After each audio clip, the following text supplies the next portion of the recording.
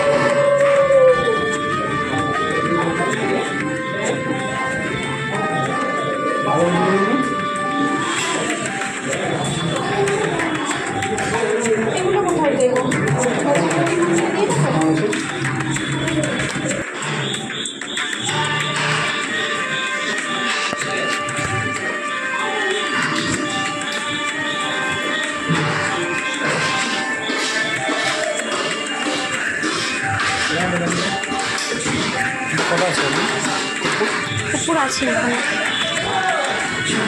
তুমি জ্বালাও ওখানে, তুমি আমার আরতি করো, ঘুরিয়ে দাও।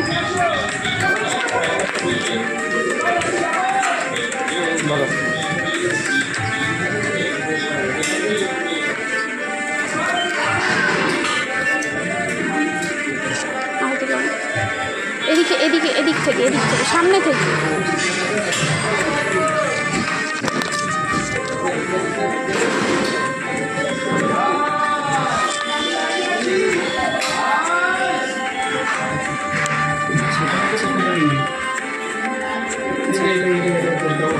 না ওখানে দেওয়াটা আসবে, এখানটা রেখে দিই।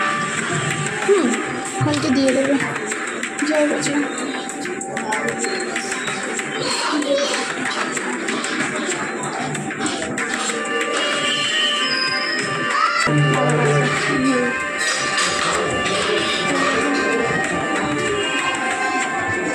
আচ্ছা, বেলুনটা নিয়েছিলাম, সেটাই বুঝলাম না।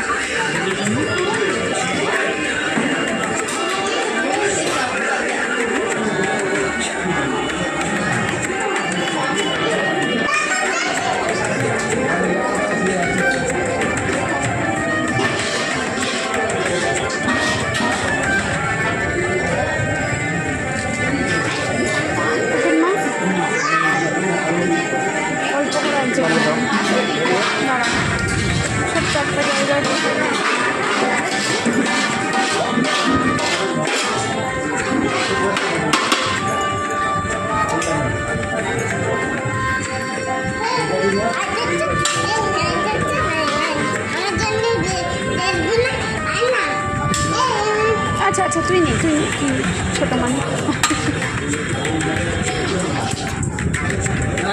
এখানে আজকে ভোগ প্রসাদের আয়োজন করা হয়েছে, তো এখানে পোলাও, আলুর দম, পায়েস যত ইচ্ছা তত নিয়ে খেতে পারো। এখানে বসিয়ে খাওয়ার ব্যবস্থাটা করেনি।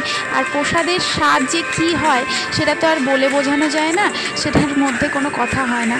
তো ভোগ প্রসাদ খেলাম, তারপর বাড়ি ফিরে এসেছিলাম। এভাবেই কাটলো আমাদের শেষ সোমবারটা।